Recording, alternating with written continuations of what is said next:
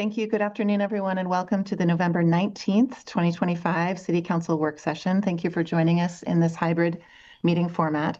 For work sessions like this one, there is no opportunity for public comment, and those wishing to access the meeting can do so by watching the live stream available on our website, the broadcast on Comcast Channel 21, or by calling into one of the phone numbers listed for this meeting on the public webcasts and meetings materials webpage of the City of Eugene website. Thank you again for joining us today. I now call the November 19th, 2025 work session of the Eugene City Council to order, and I will turn it over to the City Manager to introduce our first topic today, a work session on the Sustainability Commission's annual report and 2026 work plan.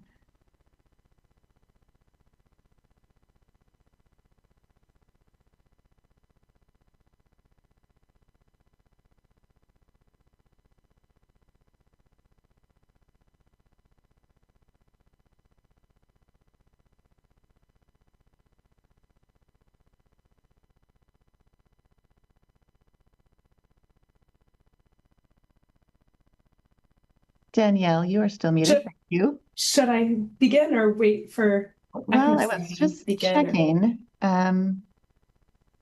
Mayor, we can try to see where Sarah is, and maybe we'll resend her another invite to the meeting, just in case it's lost in her email. Thank you. Mayor, I think she's wrapping up a meeting, as is the other city manager, and so I think we're good to start.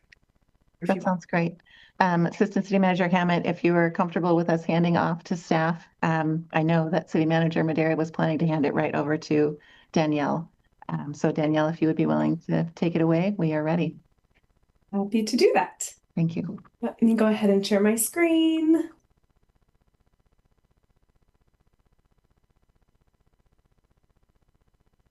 Okay. Thank you, Mayor, and good afternoon, City Council. My name is Danielle Klinkebelt. I am a climate policy analyst for the city, and part of my duties include being the staff liaison for the Sustainability Commission. With me today is Alexi Miller, the vice chair of the Sustainability Commission. In our presentation, I will be providing a little bit of context of how the Sustainability Commission fits into the larger body of work led by the city. Alexi will then share highlights from the Commission's work in FY25, including the topics they engaged with, committees formed, and the information that was sent to Council, as well as prepared for the public. Then he'll go over the work plan and proposed committees for the upcoming year. The Commission is looking for action today from City Council to approve their FY26 work plan and committees. So, as a reminder, I presented to City Council last month a high-level overview of the city's climate work. At that work session, I shared our progress to implement CAP 2.0, which is now 67% implemented, as well as how we measure our impact using a variety of metrics and key indicators. You can explore more on this by visiting the QR code to view our story map that was created, a new climate dashboard, and other tools. At that work session, I also shared some of the bigger challenges that this work currently faces and opportunities for continuing to move the work forward. One specific opportunity that I will be coming back to Council with soon is our work on a home energy disclosure policy. So we are currently doing engagement and research, and this policy is meant to increase transparency about energy-related information, as well as provide information and guidance to folks who might want to upgrade their homes. So I will be returning to Council early next year with more on the results of our engagement and potential next steps. Today, however, we are here to talk about the Sustainability Commission, which is one component of the city's broader climate work. As a volunteer advisory group appointed by City Council, their role is to provide guidance and feedback on sustainability-related issues. They have provided ongoing engagement and are helping to shape responsive policies that reflect the community's values and needs. Before I turn it over to Alexi, I want to recognize and thank the current members of the Sustainability Commission and share gratitude that they are volunteering their time to serve in this role. I'd like to offer a quick reminder that there is one open commission seat from Ward 3. Filling commission seats is an opportunity to invite ongoing community member engagement on sustainability topics, as well as to increase the diversity and interests of the commission. I will now turn it over to the Vice Chair of the Sustainability Commission, Alexi. Good afternoon, Mayor and City Councilors. Thanks for having me today. Thank you, Danielle. I'd like to start by sharing some of the key accomplishments listed in our FY25 annual report. That's Appendix A in your packet. And then we'll go to next year, this coming year. So overall theme from the last year was continuing to align Sustainability Commission work with the different focus areas of CAP 2.0, transportation, buildings, waste, and resilience. So we had the opportunity to learn from invited speakers and other experts, to ask questions, and in many cases to provide feedback on projects and policies in development. So I'll go through a couple key things from each. Of course, it's a summary of an entire year, so this is the highlights. For transportation topics, we suggested some changes and improvements to future protected bikeways. We reviewed proposed changes to LTD's transit system, and we provided input on some new chapters in the Envision Eugene Comprehensive Plan. On the building side, we learned about some of the existing tools that the city uses to promote compact development. We also learned about public health standards projects. I'll get into some outcomes there as well. On the waste side, Lane County presented on the proposed Clean Lane Resource Recovery Facility, and commissioners had a chance to ask questions about that. For projects related to resilience, the Commission reviewed the new Urban Forestry Action Plan and street tree projects funded through the 2022 Street Bond. That's a piece that is required of us statutorily, so it's something we do every year. We also provided input on a triple bottom line analysis that was focused on evaluating turf options for sports fields up at Golden Gardens Park.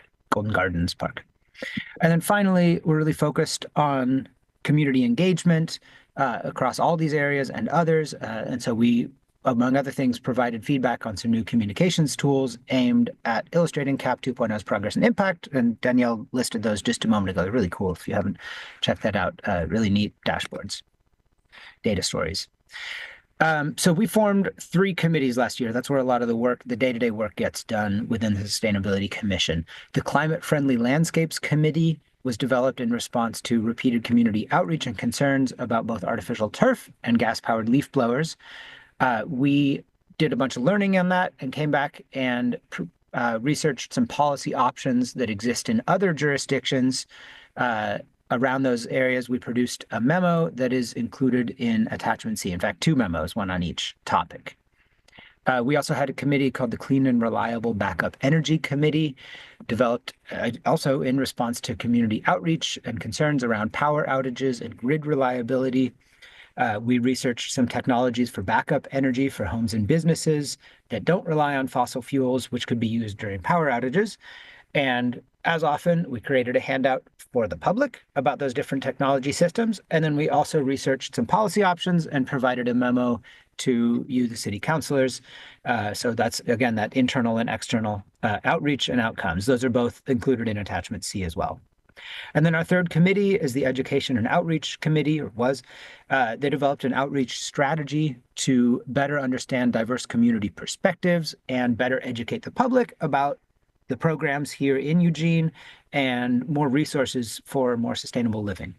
We want to make sure that people actually engage with us and kind of pay attention and make it fun. So we put together a spin the wheel game when we go to table at events. That could be neighborhood potlucks or other events.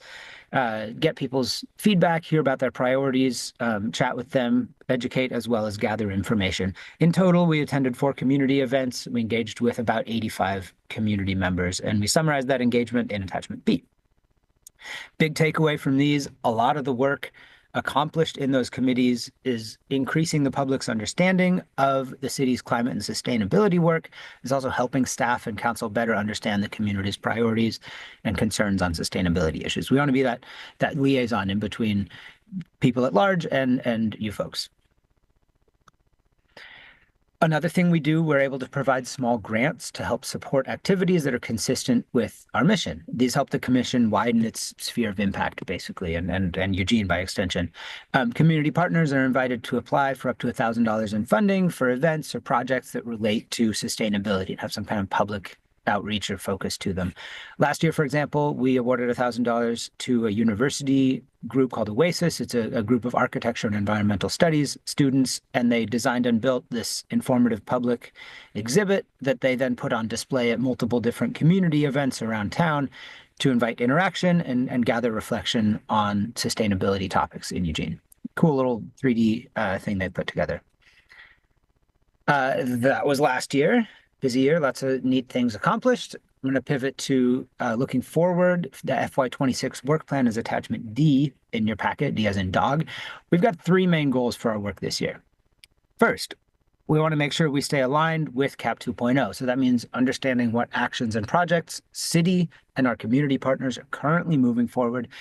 And we want to be identifying opportunities for us on the Sustainability Commission to help advance that work. Second, we're staying focused on current city priority areas, and also we want to be raising City Council's awareness about emerging sustainability topics. There may be topics that come up throughout the year. There are certainly initiatives underway in other municipalities in Oregon and beyond, and we're in a position to do some deeper dives on what those issues might be, gather some information, and flag stuff for staff or for City Council as opportunities to consider. And then finally, we want to continue engaging with the community. We really think it's important to help serve as an ear of counsel in the community on sustainability-related issues. And so to serve this, we'll be actively engaging community members and chatting with folks and gathering information to understand community perspectives. So we had a retreat to put together our FY26 work plan. To kick that off, Danielle kindly helped identify a list, and other staff helped identify a list of a whole lot of projects happening by the city and across the community that relate to CAP 2.0 and or sustainability more broadly. And then at our retreat, we narrowed that down to the topics that you see here. We've organized them according to different areas of focus in the CAP 2.0. That's why it's organized like you saw in FY25 to help make sure we're well aligned with that framework. Let me run through a couple key areas. For transportation, we'll be providing feedback on the Franklin Boulevard transformation, and we'll be reviewing some proposed solutions to address sidewalk repair and funding challenges attended there. On the building side, we'll be providing feedback on that policy Danielle mentioned, the proposed home energy score disclosure policy, comparing that to some other jurisdictions as well, and learning about local applications of geothermal energy also. On the waste side, we are learning about the details and the significance of the new Recycling Modernization Act, the statewide act that's gone into effect, and about some local work happening related to refrigerants. We actually just heard from Bring in our last meeting. Refrigerants are a small yet powerful source of greenhouse gas emissions, things in air conditioners, heat pumps, etc. For resilience, we'll be providing feedback on street tree projects funded through that 22 bond, and we'll be reviewing the now completed triple bottom line analysis of turf options at Golden Gardens Park. Last year, we provided input. Now we get to read it over and evaluate. And then finally, of course, community engagement, planning to engage some specific stakeholder groups more deeply. We want to make sure we chat with youth to understand their perspectives on climate action and sustainability, as well as business stakeholders specifically. So 2 focus areas for engagement. As is often the case, the work gets done at the committee level, 1 step below the full commission. And so we're proposing to stand up another 3 communities this year. In Appendix E in your packet, there's a written kind of a 1-pager for each of these. First, education and outreach. We got a lot of positive feedback from council last year about our engagement. We want to make sure we build on that work, share resources that folks can use to live and work more sustainably and to better understand community perspectives on sustainability topics. That engagement goes both ways. We propose to stand up a sustainable buildings committee to explore material and design features that can lower carbon impacts of buildings and examine existing policies in other jurisdictions to advance sustainable building practices and outcomes. We're hoping this research will be timely as the city is continuing to explore strategies to drive more housing production and more compact development. And then our third committee is a triple bottom line learning group. This is basically learning about the triple bottom line tool and then developing ways to enhance the Sustainability Commission's, our use of that tool when we're reviewing projects, whether that be Golden Gardens or something else. So this is a quick overview of where we've been and where we're going. We'd like to turn it back over to City Council now. Welcome your questions and feedback on anything presented. And as Danielle mentioned, in the end, we are seeking approval of our FY26 work plan and our proposed committees. Thank you. Thank you, Alexi and Danielle. I will now open the floor for council discussion and see Councillor Kaczynski in the queue. Thank you, Mayor, and thank you, Alexi and Danielle. As I am the council representative to Sustainability Commission, I don't have a ton of questions because I got the opportunity to participate in many of these discussions and look forward to participating in the discussions we'll be having over the next year. I just wanted to say thank you to both of you. Thank you to the committee. The work that you all are putting into this and the thoughtfulness with which you approach it is greatly appreciated. So thank you. You're welcome. Thank you, too. Any other comments? Other councillors who'd like to speak to this annual report work plan? Councillor Zelenka. Yeah, thanks for the work plan. I think your work plan topics are the right ones. The one thing that I've been interested in, though, is I know that the Sustainability Commission has addressed this before, but local offsets that we buy offsets to fulfill our commitment to the climate recovery ordinance. And we've been trying to get as local as possible. I'm wondering if that's something we could add to the work plan in terms of looking at more local offsets than what we've seen in the past. Thank you, Councillor Zelenka. That's a great question.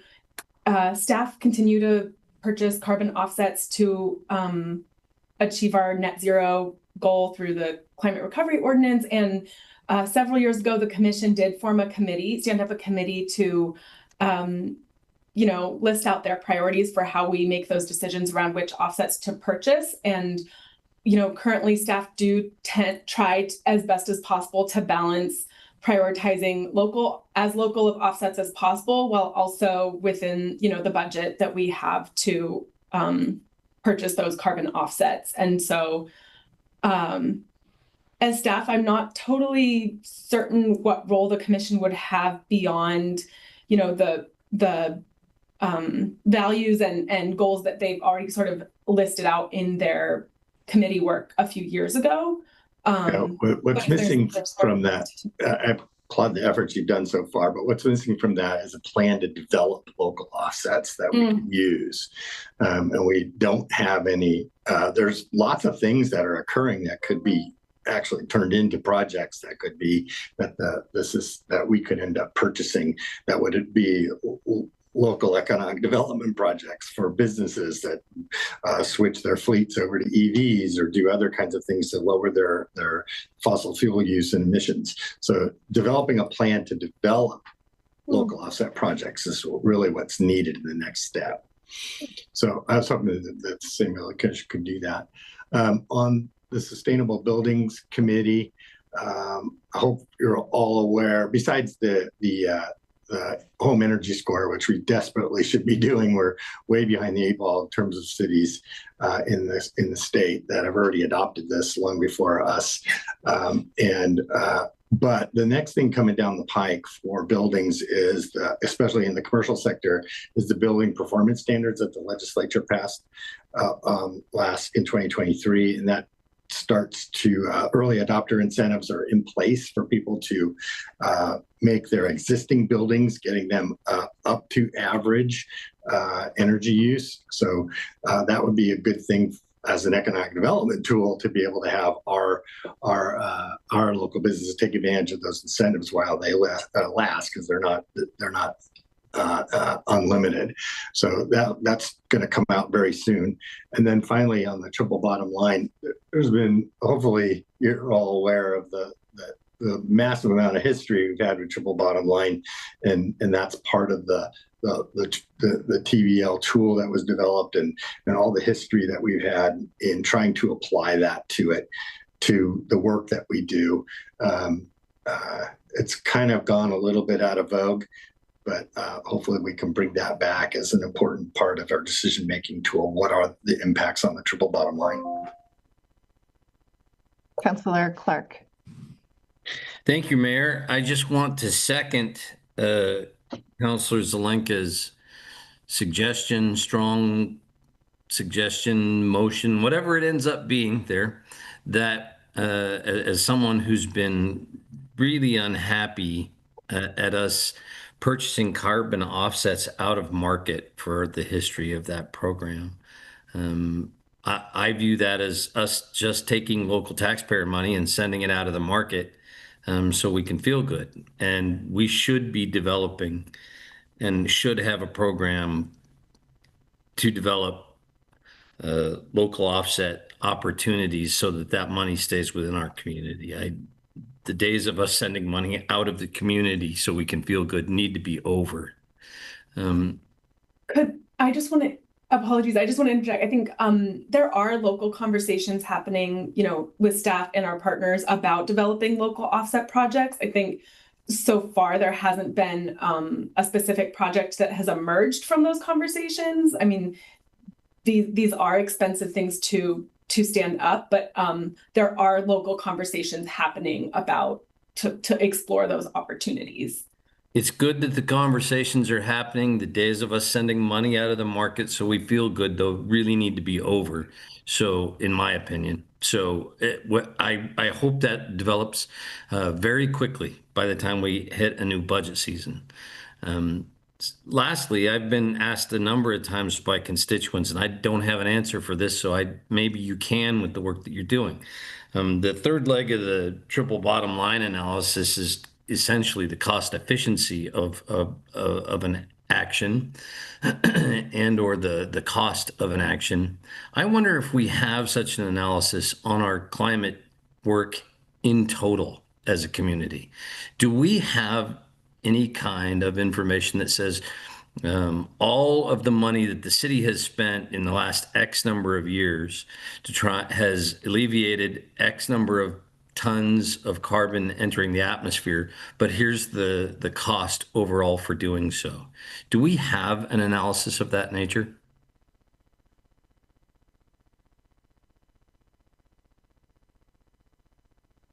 Thanks for that question.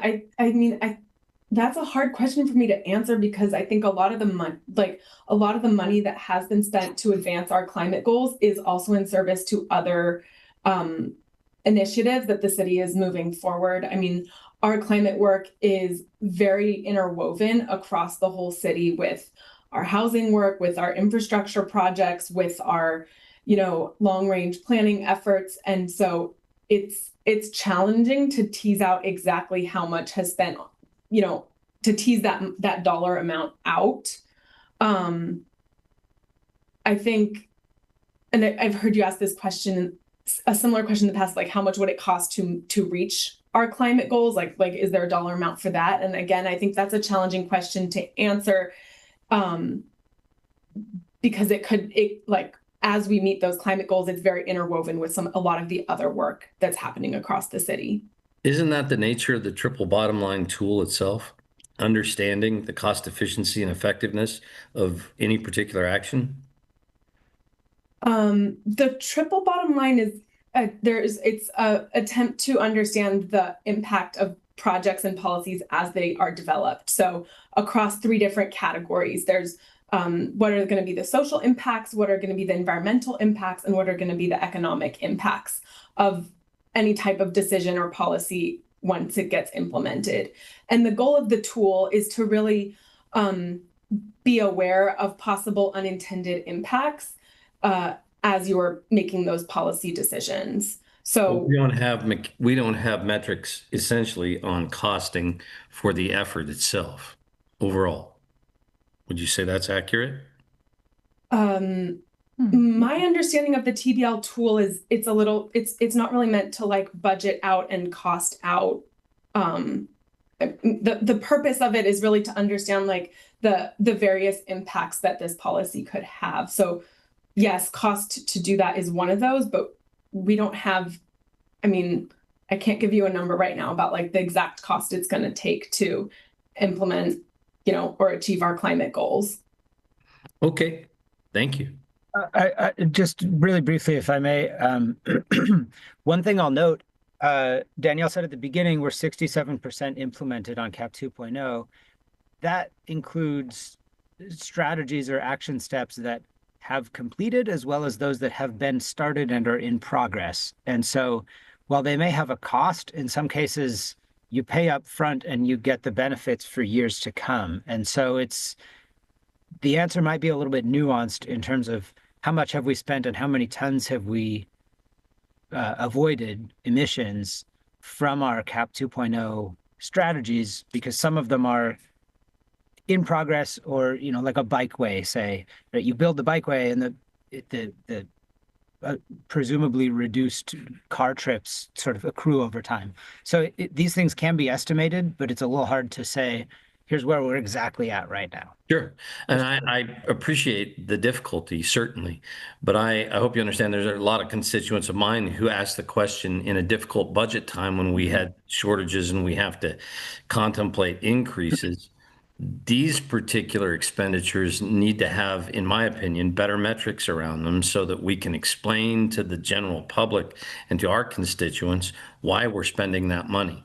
And so I'm just trying to find a better way to explain that with metrics that make sense with folks based on the kind of questions I'm getting. So it's just information I'm looking, can we do that, please? But I understand. Thank you very much.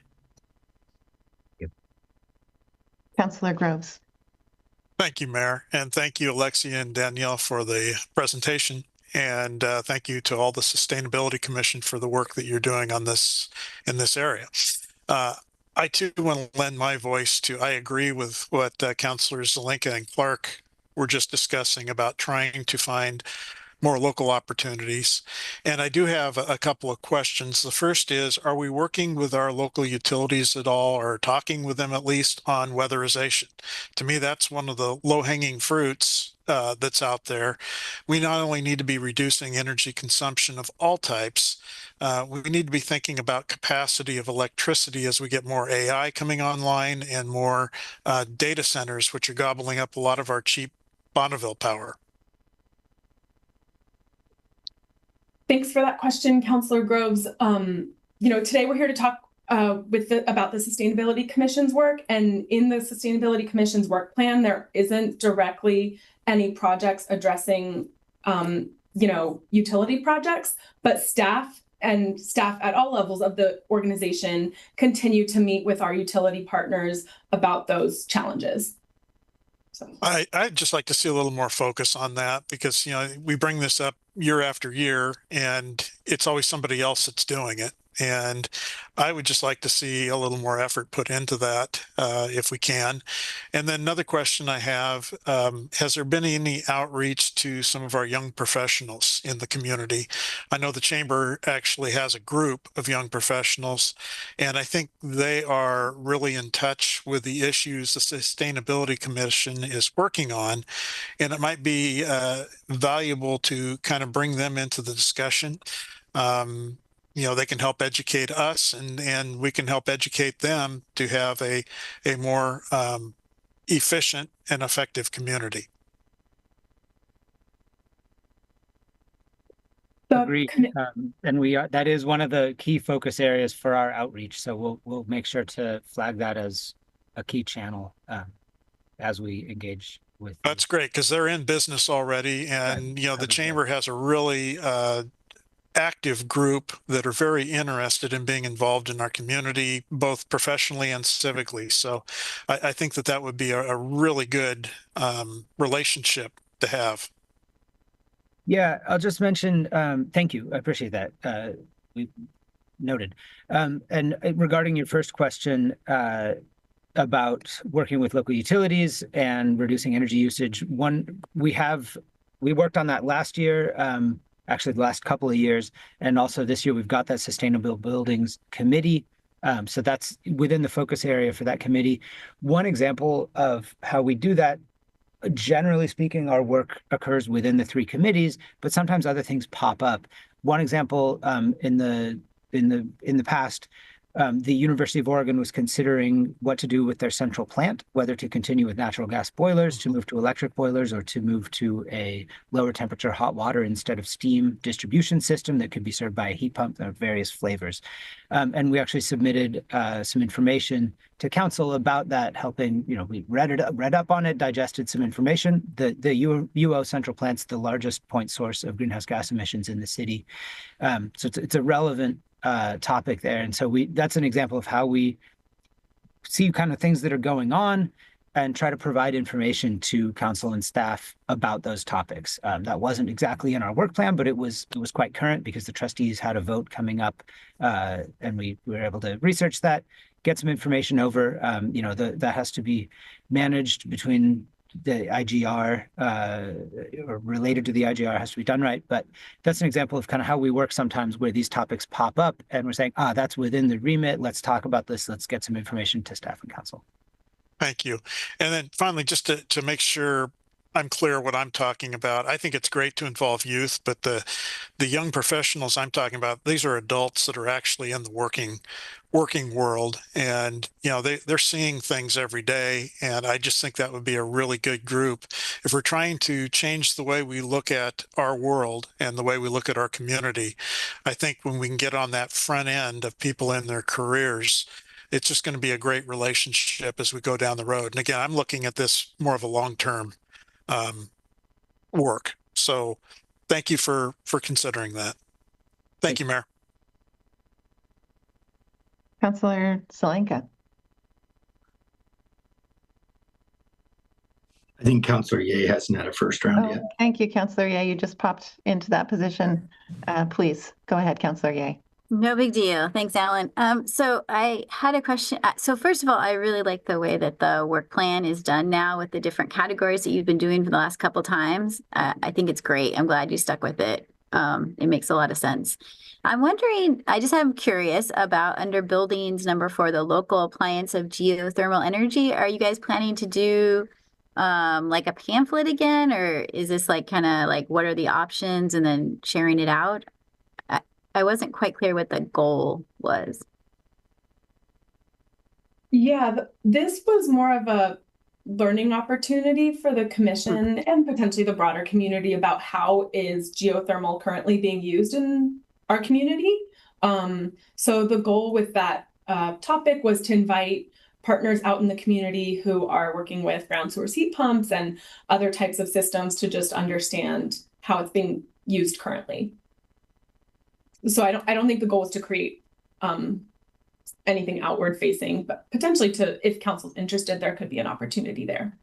Okay. Yeah, it sounds really interesting. I'm really curious to see how people are using it already in our community. So that was very interesting. And this is just a thought I had when folks were talking about the offsets and, how hard it is. I like many, I assume, I also don't know I don't know the process to make, create an offset project. So it might be helpful. I don't know how hard this would be to just send us an email about like, what does it take to create that? Just so we're aware of like what, how difficult this may be or not. So I feel it's hard to talk about things when you really don't know what you're talking about. So, but I wouldn't want to take up a bunch of time today. So. Yeah, just a quick note on the first topic. I agree with Danielle. That's basically a learning excursion, and there's a lot of action nationally about geothermal energy. Some new tech coming up, new companies kind of doing somewhat interesting stuff. Costs evolving. So, kind of it's a little bit of a learning and research project. What's happening here? What's happening elsewhere that's relevant, and we want to kind of compile that knowledge a little bit. Hopefully it helps inform Danielle and Ian, among others.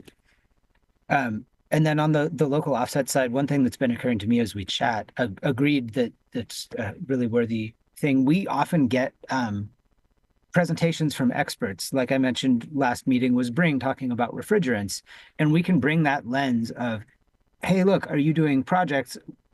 Maybe we can figure out what it would take to get some local offsets put together and bring that onto the radar of those local community partners and other institutions that are engaging with us, so that at least, we're planting that seed. I don't want to necessarily put a big piece into the work plan right now because I haven't thought it through, but the seed has been planted for sure, and I like the idea, so I appreciate that.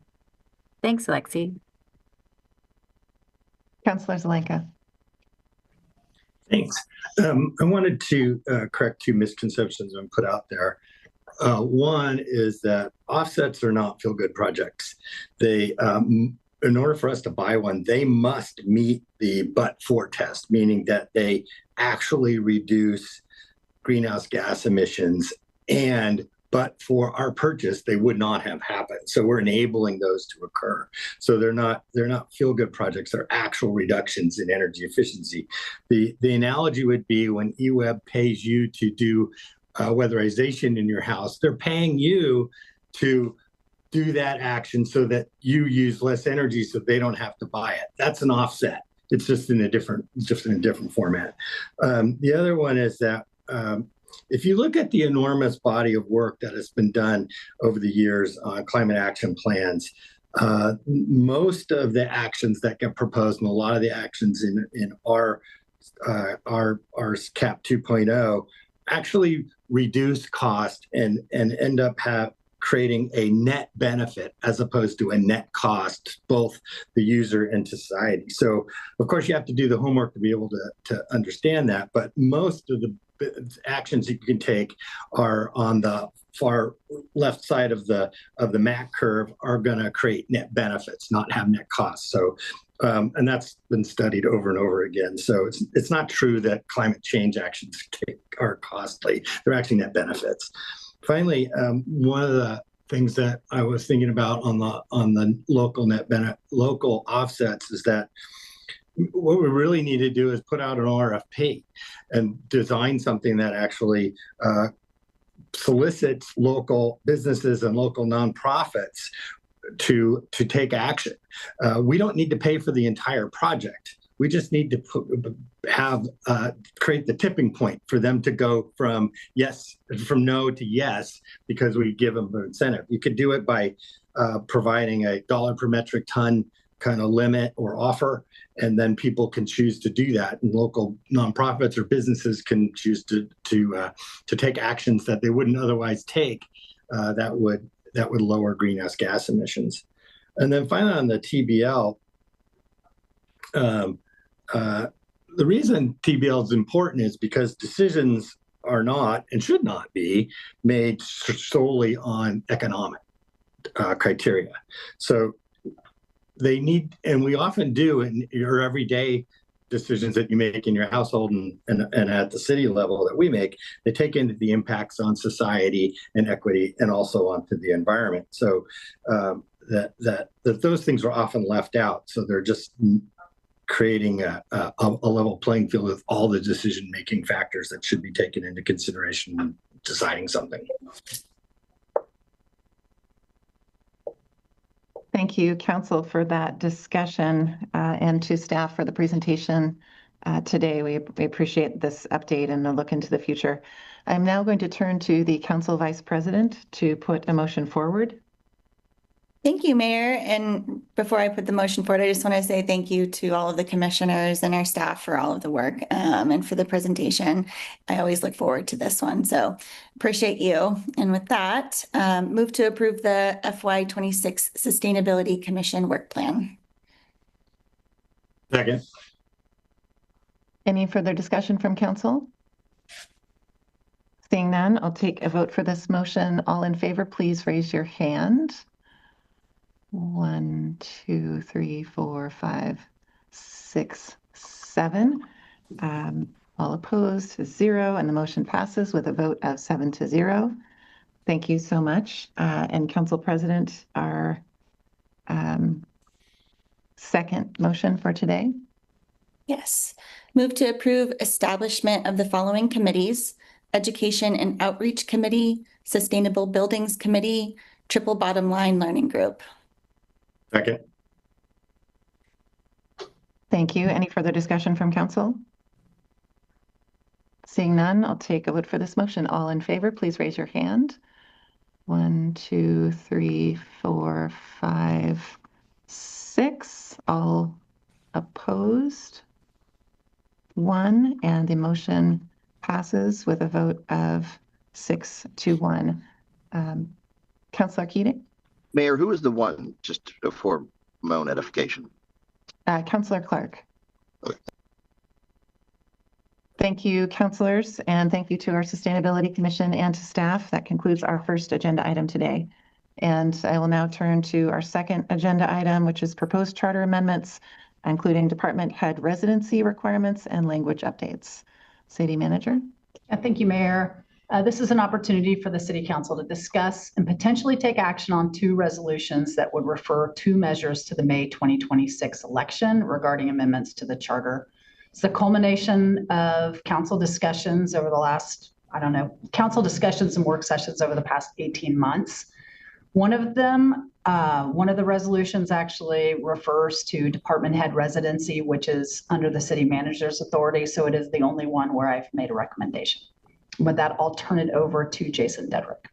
Thanks.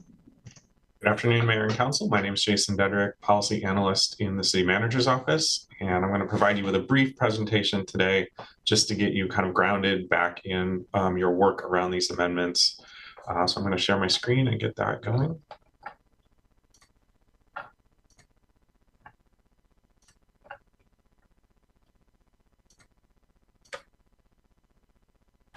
Is that looking good? It does, yes. Great, thank you. All right, so a quick overview of this presentation. And again, this will be a very brief presentation just to kind of get you back up to speed on things. I'll quickly review your most recent discussions on this topic. Also briefly review the 2 charter amendments that you can potentially take action on today. And then your discussion and any direction to staff regarding either or both of those resolutions. So as a quick reminder, the council, the charter, there's local authority to draft and amend the charter. There isn't a regular process for reviewing the charter. However, amendments have occurred periodically over the years. Those amendments can happen in a couple of ways. One are council initiated amendments, which occur by referral. That is the process that you're engaged in today. Citizen-initiated amendments can also happen by petition, and in both cases, any amendments are placed on the ballot for each voters to decide. So, quick recap of your most recent discussion on this topic, which was in September. You discussed the 4 priority now amendments that you have moved forward out of a list of additional amendments. So you discussed those 4 based on research staff had brought you. You directed staff to prepare resolutions for the May 2026 election for 2 of those amendments, 1 related to language review and 1 related to department head residency. You voted not to pursue amendments on the other 2 topics, but did direct staff to provide additional research on those at a later date. Those were mayor and council compensation and the council vacancy interim appointment process. So the first of the amendments for your consideration today was regarding language review, and your motion specifically directed staff to look at amendments related to antiquated language. As staff reviewed the charter, we were looking for some common antiquated terms are things like policeman, fireman, chairman. We did not find any of those, so the only revisions are for gender-specific pronouns.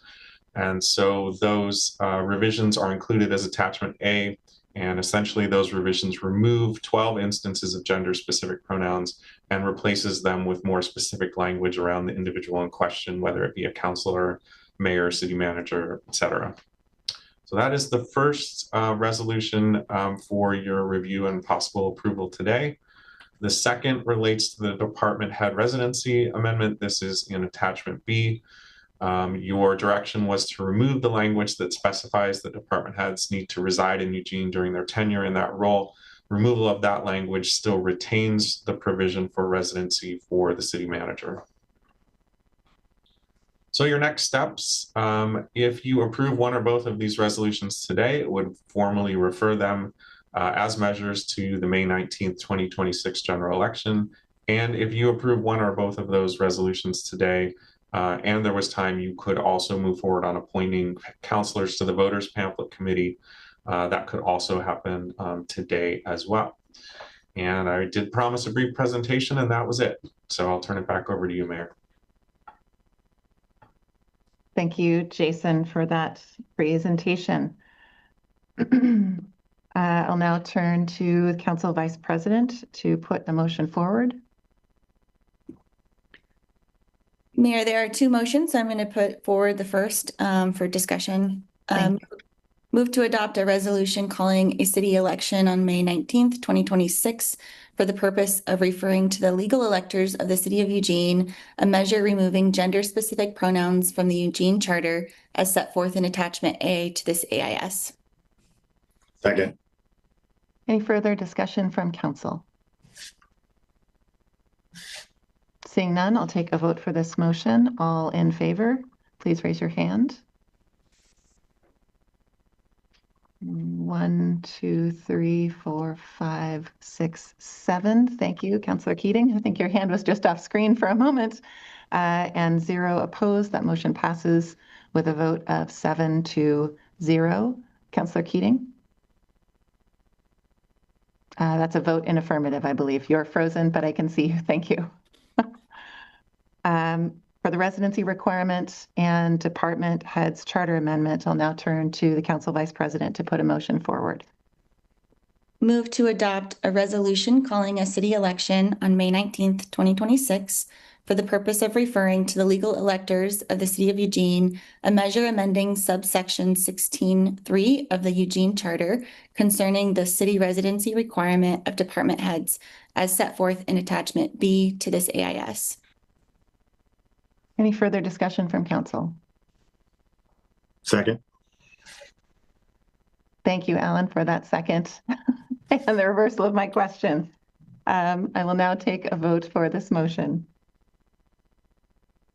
And all in favor, please raise your hands. 1, 2, 3, 4, 5, 6. And all opposed, 1. And the motion passes with a vote of 6-1. Thank you, Council. Moving on to last couple of questions. The Voter Pamphlet Proponent Committee. Council President, Vice President, if you would put this motion forward. Do I have volunteers for committee members?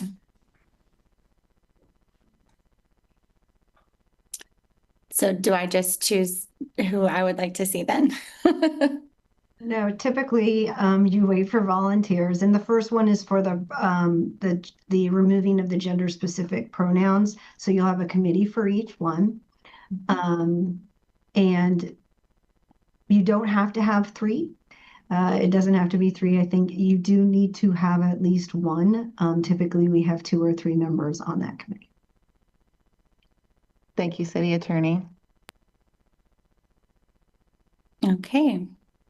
Any volunteers for the gender-specific pronouns? I see Councillor Keating with your hand raised. Thank you, Councillor Keating. Okay. I'll do one of them. I don't care which one. Thank you, Councillor Ye. Doing the math quickly, there are 6 positions. Councillor Keating and Councillor Ye, thank you for volunteering. That meets our 2 councillor threshold. Any other councillors who would like to be a part of this proponent committee? I would put myself into that committee as well.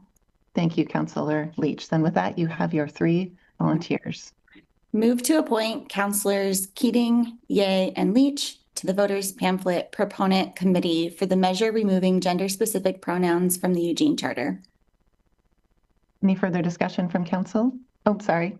Second, please, from Councillor Zelenka, unmuting. Second. Thank you. Any further discussion from council? Councillor Clark. Am I correct in my assumption that the content of this isn't advocacy, it's simply explanatory? City Attorney? It's a proponents committee, so they are stating the reasons why they would want it adopted. So it's one of the reasons why when you all work within these committees and come up with your proponent statement, no one from staff, including myself, is involved in that because it becomes an election matter. And you all as elected officials can certainly advocate for things, but we cannot. So it is entirely done by the committee, and it is a proponent, so it is an advocacy. Thank you. Mm-hmm. Seeing no further questions or discussion from council, now take a vote for this motion. All in favor? 1, 2, 3, 4, 5, 6, 7. Thank you, council, and 0 opposed, and the motion passes with a vote of 7-0. And Council Vice President, now for the residency requirement, would you please put a motion forward? And similar question, council, now that 3 of your colleagues have stepped forward to serve on the first voter proponents pamphlet committee, could there be 3 other councilors willing to serve on the residency requirement for department heads committee? Councilor Kaczynski, thank you. Councilor Groves, thank you. Reached our threshold of 2.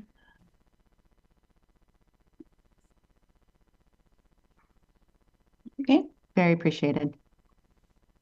Move to appoint Councilors Kaczynski and Groves to the Voters Pamphlet Proponent Committee for the measure amending subsection 16.3 of the Eugene Charter concerning the city residency requirement of department heads. Second. Thank you. Any further discussion from council? Then I'll now take a vote for this motion. All in favor? 1, 2, 3, 4, 5, 6, 7. Thank you, council, and 0 opposed. And the motion passes with a vote of 7-0. Thank you, council, for that work today and putting forward this information for our community's consideration. I had communicated to you all, I wanted to close out our meeting today just by expressing a few thoughts about something that I think is important and that we have a little bit of time for discussion if council desires, if you would like.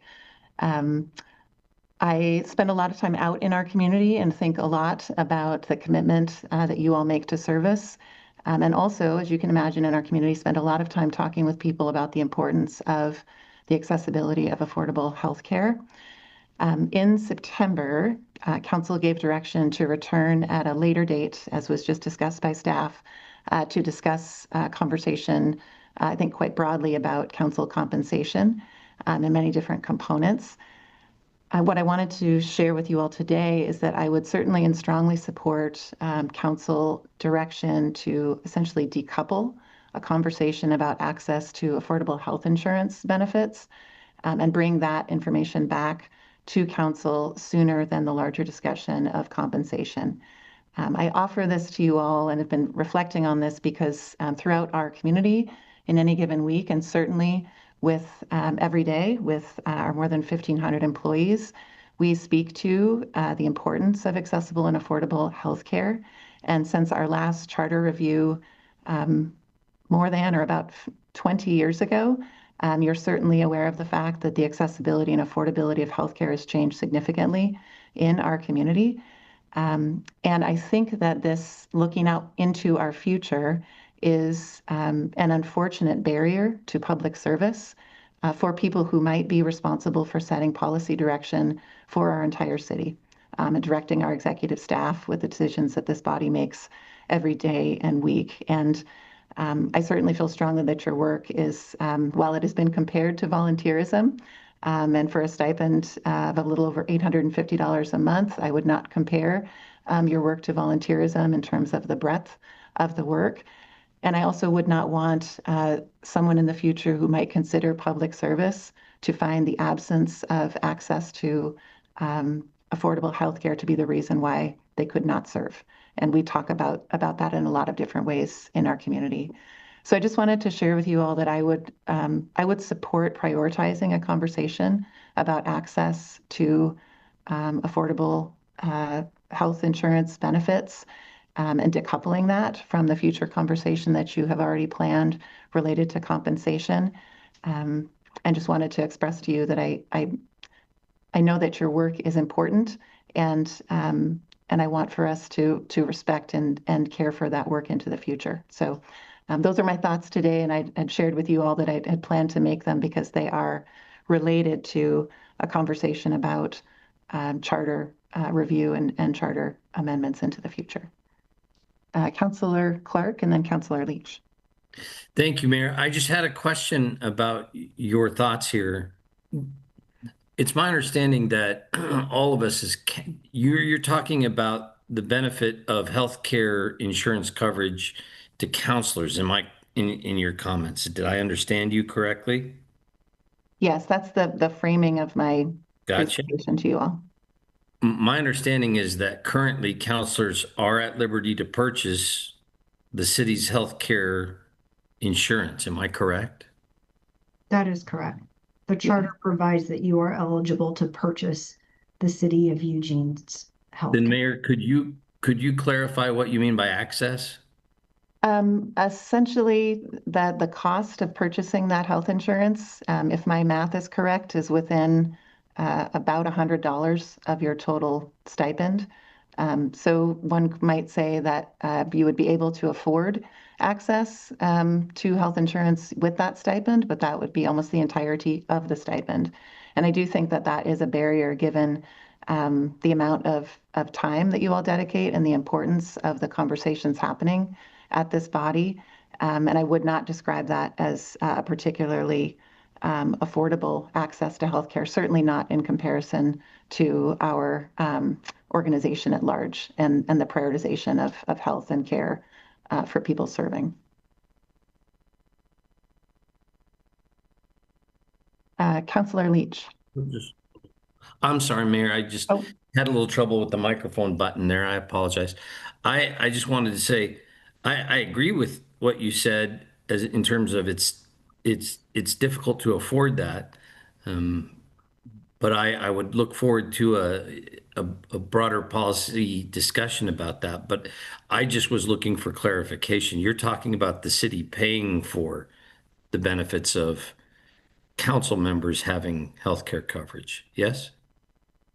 I think that would be the discussion that would come back to council. And what I am encouraging you all to do is decouple a conversation about health insurance access from a broader conversation about council compensation, which I think very quickly moves into a discussion of pay and stipend. And as I look at our organization and the work that you all do, certainly no one stepping into public service has any expectation of financial compensation being the motivation for that work.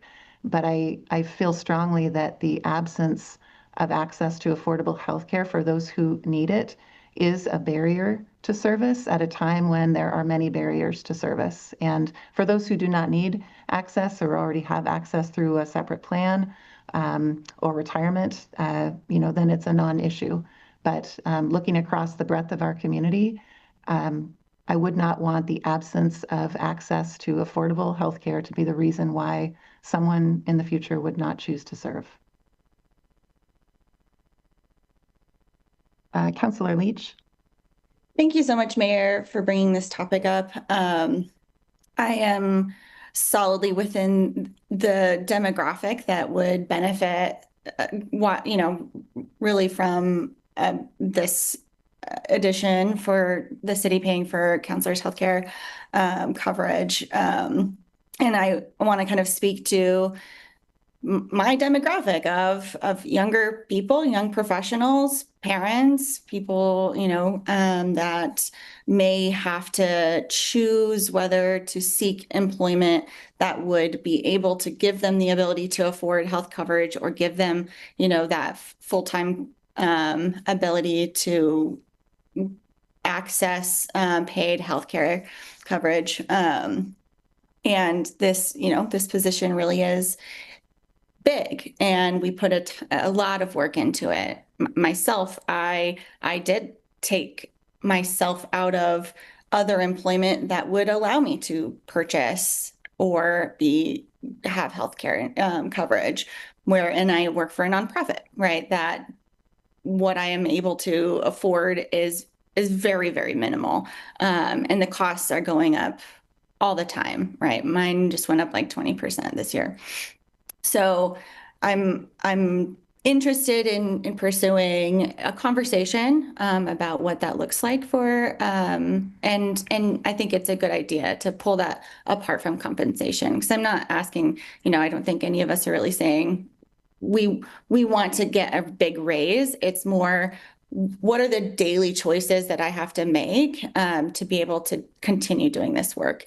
And for me, that has come up into my mind of like, okay, I cannot do any more work that that I'm doing right now, right? I am completely stretched. And so what does that look like for me moving forward in the choices that I make for myself and my children? And what does that look like for a huge portion of our community that we might want to actively, recruit into doing more public service? So I think it makes a lot of sense to have that conversation sooner than later. And Councillor Keating, I had in the queue, but I think we might have just lost him from our meeting.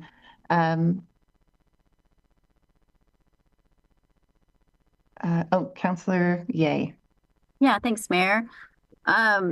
So I'm incredibly fortunate to have access to healthcare, so it would not necessarily help me. But I recognize that what we have talked in the past about the many barriers, like the mayor said, to someone just choosing to be a city councilor, and I am very interested in finding ways that we can eliminate those barriers as we go forward. I think as folks in this position, it should be one of our responsibilities to make the path easier for those who come behind us, because we're the ones who know where the barriers lie and how difficult it is to do this job. So I would be more than happy to have that discussion, and I think decoupling it from the stipend conversation makes sense and is fine. They're different issues.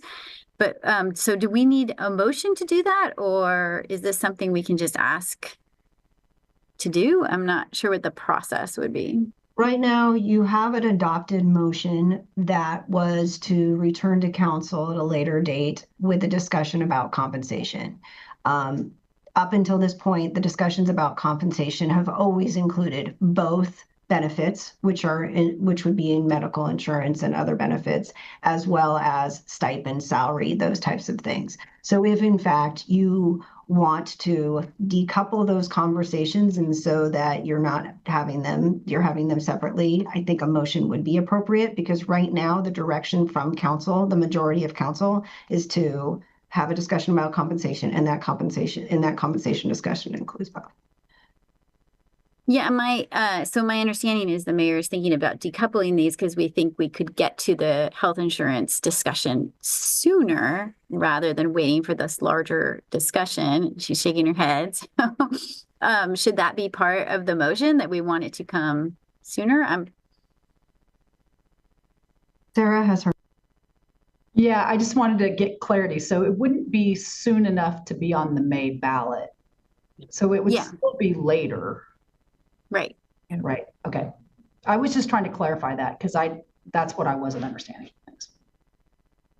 Yes, and I'll just offer that I think staff in our September meeting was very clear about working decision making in that late September meeting to support staff having the time to have materials completed by the early mid-February deadline for the May ballot, and that we have some work that's moving forward and resolutions moving forward to those ends. My intention was just to simplify this first question, and also I hope have a conversation about addressing a real challenge and conflict from my view, in our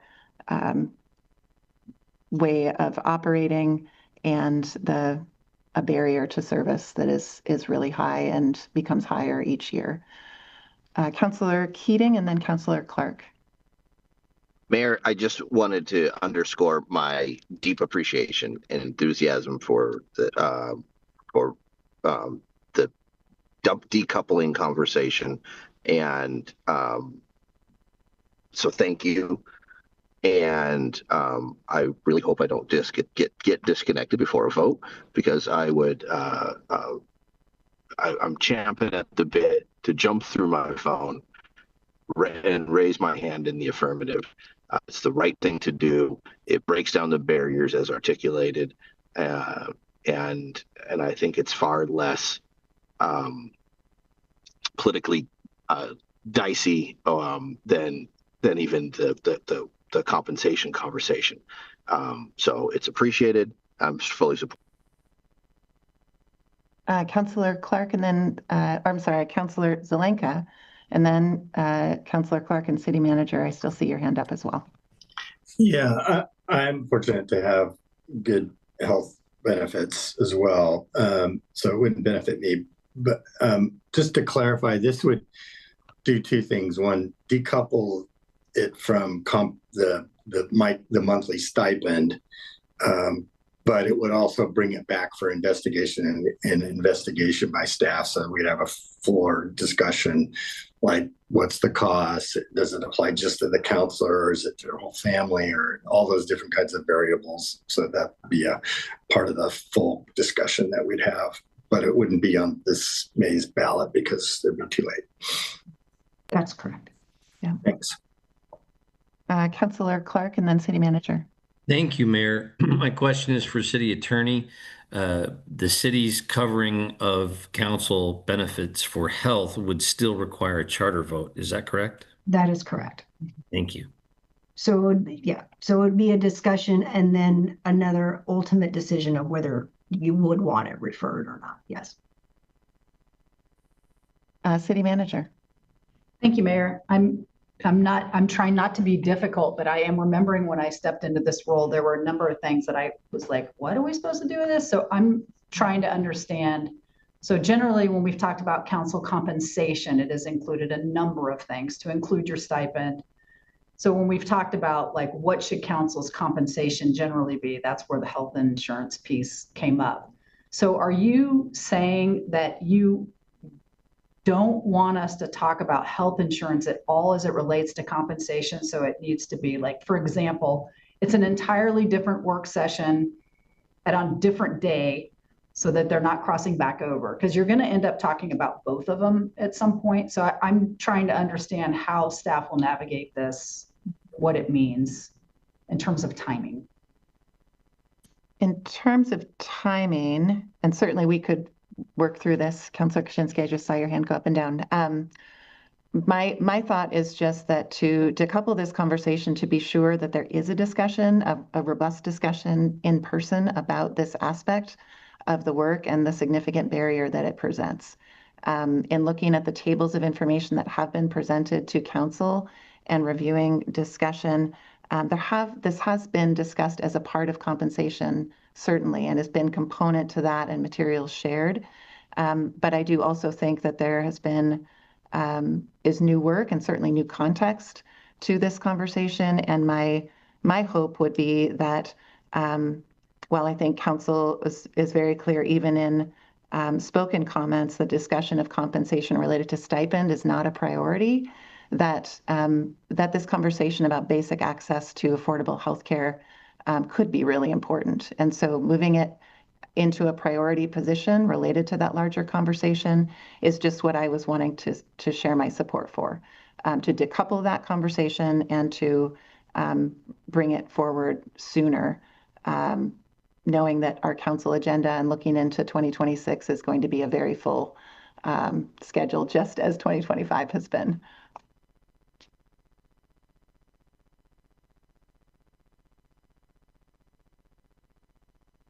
Thank you, council for this discussion and the opportunity to share that perspective.